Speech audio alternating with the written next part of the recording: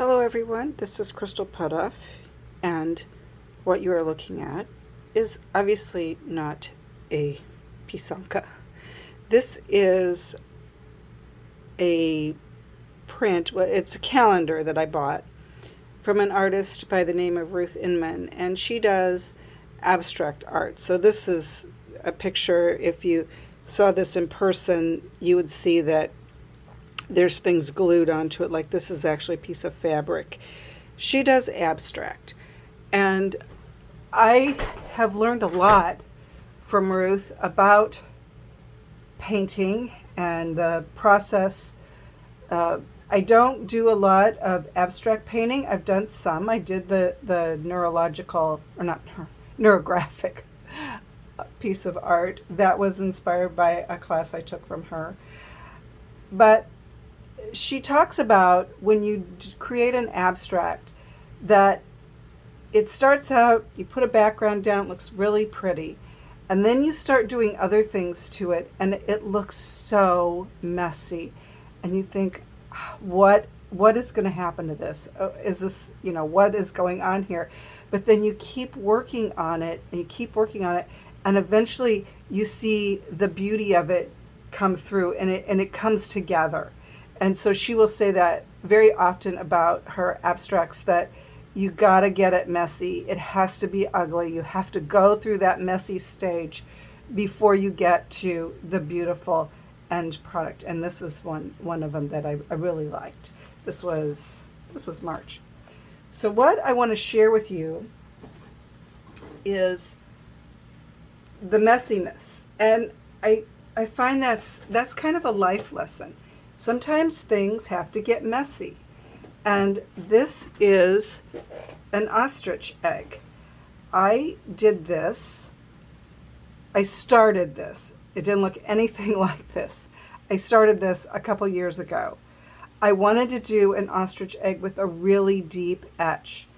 And I did, but I did all these little tiny lines of detail that when I took the wax off, because I wanted it to not have any color, I just wanted it to be the deep etch, these lines, and they're really finer than what it looks like there, they didn't even show up. They were too fine. That was a lesson learned on doing just a purely an etched egg, that you have to have bigger areas that are waxed if you want it to show up.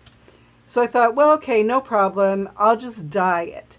So I plugged up this huge hole at the bottom and I dyed it.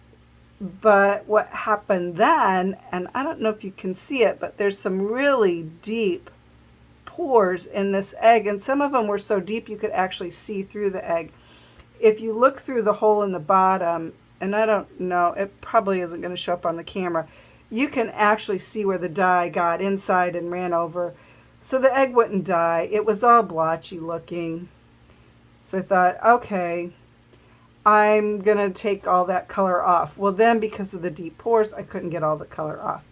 So I said, all right, I'm just going to have to put this aside. And I put it in a box, and there it sat for 2 years until I cleaned up my studio and I found it. And it's like, oh, well, I know what doesn't work. So it was definitely at the messy stage. You could see the etching, but it was not pretty by any means. It was, to me, it was very disappointing. It was very messy. But I thought about that. My life has been very, very messy at times. But you have to keep going. You have to keep pushing through. For me, I have a lot of faith in God that somewhere it's all going to work out. Maybe I won't know in this lifetime, but I'm just trusting in Him. So what I did, I used this. It's an iridescent white from Liquitex. I have a golden that is iridescent white, but I didn't have a lot of it. And I wasn't sure it's going to work, so I didn't want to put that on the egg. So anyway, it took 2 coats. It actually took the dye fairly well, because of it being etched. It took the dye, or not the dye, it took the paint. I did not like put a layer of gesso on it. I just put this on there. It took 2 coats, and I let it dry really well. And then I got these, it's Nice Cho metallic color pen. So this is, it says it's a water-based ink, and I drew on it. I started, so when I did the painting, because there was some color on it, it was kind of a light, it wasn't white, it was kind of it had a purplish tinge to it, because I had tried to dye it blue, and there was a little bit of the color left on it, kind of I don't know why, but it had purple left on it. And so it had kind of this purple feel to it. But I thought, well, you know, that's kind of okay. It kind of looks like a great big pearl. And so I started at the bottom, putting this blue on it. And I thought, well, all right, that kind of looks okay. And then I added this green. And then I started outlining the blue. And there's little bitty thin lines. Well, I couldn't get the marker on that because the marker has fairly big tip on it. So it's not a fine tip. It's not a fat tip, but it wasn't a fine tip. So I just kind of modified the design. But when I started to put the blue on it, it's like, I don't know, I don't really like it. I almost said, start over, repaint it. But the back of my head said, go through the messy stage, go through the messy stage. So I just kept working on it, and this was the end result, which I absolutely love. It turned out better than what I expected. Now this is completely non-traditional Pysanky because, I did start out with the wax batik and the etch. The rest of it, all the color on there is from paint. It's not from the egg dye. So what I did was where it was raised, that's where I was trying to put the marker. So I'm going to show you kind of how I did that on some other eggs.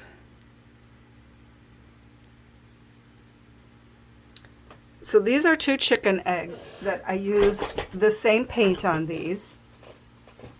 It did not take the paint as well as the ostrich egg because the shell was smoother. So, and these were definitely practice eggs. I don't know, you can see, but they've got a lot of bumps on them because I didn't want to try this on a good egg. So, I'm just going to draw a design on here. Let's just draw something that looks like that. This dries, but not instantly, so you do have to be careful. You have to give it a chance to dry. Let's put a third one on here. Okay, I'm trying to do abstract. Let's pick. I'm not even testing these colors. When I did on the ostrich egg, I tested the colors on a piece of paper. It came up different on the egg than it did on the paper. It was actually lighter on the egg. So I just did that. I'm gonna keep doing this all over the egg. And the reason I'm gonna do this on both of these is I want to test out a varnish. I'm not sure if I'm gonna varnish the ostrich egg, but I have 2 different kinds of varnish I use. One is called One Shot, one is called Minwax. I don't know how these markers are going to react with the varnish. So I want to test it on these before I do it on the ostrich egg. So that is what I did with this process. Now I want to quickly talk about some other things you can use on your eggs that are not egg dyes. So these are some things that I have used in the past. I used to use Sharpie markers to do little touch-ups, and little tiny touch-ups are okay with the Sharpie, but they're an alcohol-based product, And the varnish, depending on what you use, could run. Sometimes it does, sometimes it doesn't. So some of the other things I have used, I've used these Tombow markers. They are a water-based product because, and the reason I look for water-based is because my varnish is oil-based, so I need it to be water-based.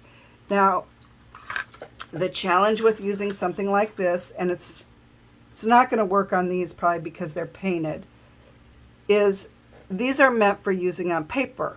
So they're not real dark. Well, it was darker than I thought it would be. That would be darker on paper, see?